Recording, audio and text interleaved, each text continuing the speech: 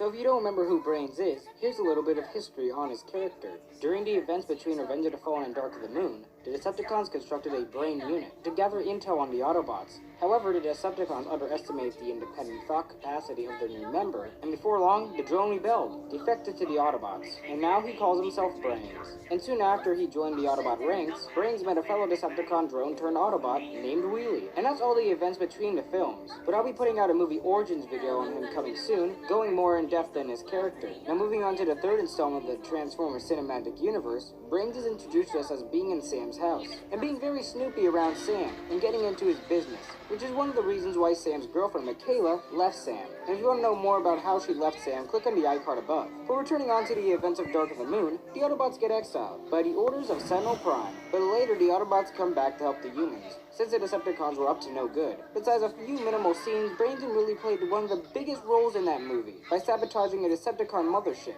to make it crash in order to save the lives of Omni, Sideswipe, Dino, and Ratchet, before they would get executed by the Decepticon communications officer, Soundwave. But the supposed last two words of these heroes were this: Nice one, Brains, you and me.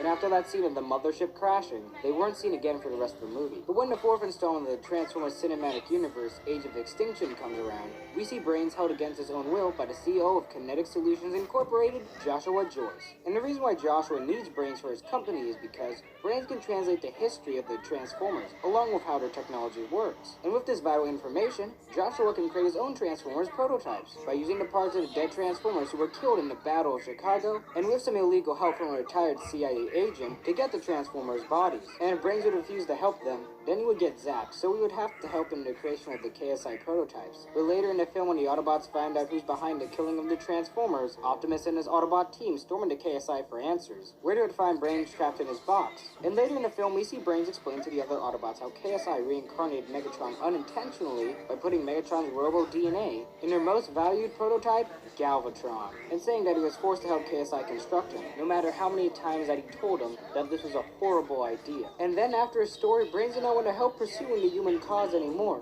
so he picked up a flower, and then after that scene, no one knew where he went, because he was not seen in Transformers The Last Night. But today I believe I'll be able to put that allegation to rest. But before we dive right into that, I want to point out some significant changes on Brains. And at first I thought it was only a few minimal changes, but then I uncovered a very dark secret on what he did to Brains, which would result in him changing his opinion on humanity, and to not help the Autobots save Earth once more. So to uncover that secret, let's take a look on what happened to Brains between Transformers Dark of the Moon and Age of Extinction. As we all remember, Brains and Wheelie went down in a Decepticon mothership to help save some trapped Autobots, by crashing it into the Chicago River bank as a distraction. And I believe once they crashed the ship, it sent the two of them into a stasis lock, which is the Transformers equivalent of a coma. And around the time when Transformers Age of Extinction begins, there are demolition groups and KSI workers taking apart the mothership, and all the sounds of the machinery caused Brains and Wheelie to break out of their stasis lock. And once they got reactivated, they got the distress message from Optimus Prime saying, Optimus sent this distress message calling all Autobots. We are under targeted attack.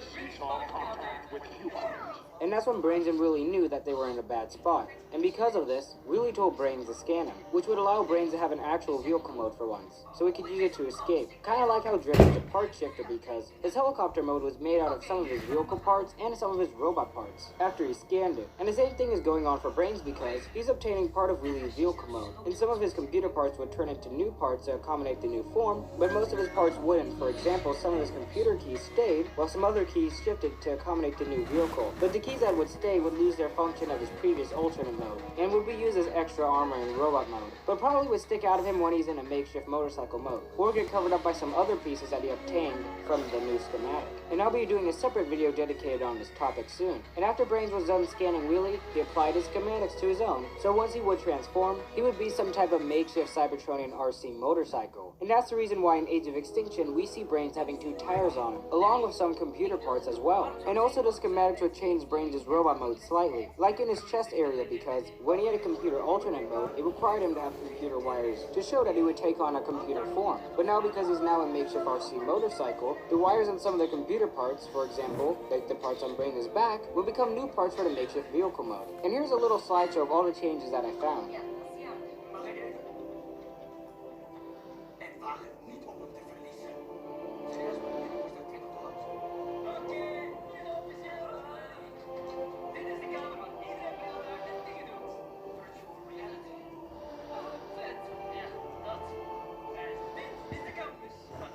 And after Brains got his new parts, the two of them transformed to escape, but they did not get far once the guards stepped in. So the two of them decided to split up once they saw the guards coming at them. And Willie was lucky enough to escape from the soldiers by hiding in the rubble of the mothership, and when no one was looking, he booked it. But Brains was not so lucky, and he got captured by the soldiers, so he had to convert back into robot mode and face defeat. Furthermore, once the KSI workers saw Brains surrounded by the soldiers, they trapped him and sent him to KSI, where Brains would meet Joshua Joyce. And once Joshua would instruct Brains to tell them about the Transformers' history and help with the prototypes, Brains wouldn't cooperate whatsoever, and that's why Brains has a shock collar over him. So every time he would refuse, he would get zapped. But this was not enough to crack Brains for the information that Joshua desired, so they tortured him by ripping off one of his legs. And to back this up, we can see Brains using one of his legs as a cane, with a lot of parts on it missing. And I believe that Joshua bribed Brains by saying that he would fix his leg and set him free once the Galvatron project was fully completed. But we all know how that went. But to be fair, at the end of the day, they gave Brains a bed and a pillow. But now going back onto the original question on what happened to Brains, I believe that he took a break, and what I mean by that is him looking back into why he fought for Earth and why he cared about the human cause. Basically looking back into what he was. And after that he accepted that what happened was the result of one bad human, and that all humans were not as bad as he was, he started to find other Autobots that were hiding in the shadows from Cemetery Wind.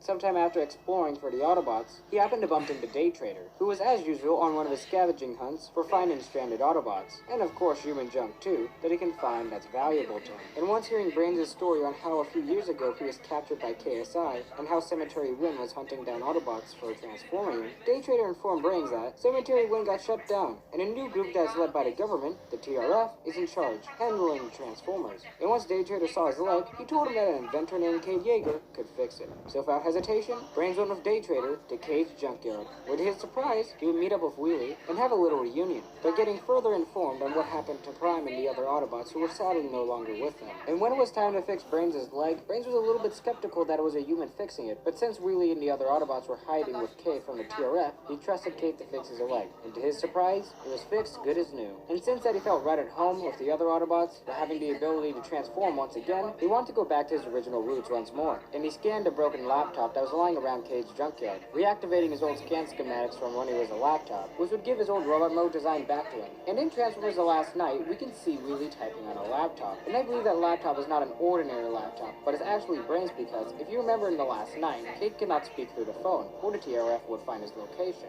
And you would not be able to have a computer hooked up to a run-of-the-mill Wi-Fi source, so I believe that this computer is Brains, since he could probably create a encrypted Wi-Fi network to make sure that the TRF could not track down the junkyard location. And if you're wondering what happened to Brains after the Decepticons arrived at the junkyard base, I believe that Brains along with Trench bit the dust, but that's for another upcoming video that I'll be explaining how all that went down. Well, that's all for this episode of Trans News. I hope you learned something.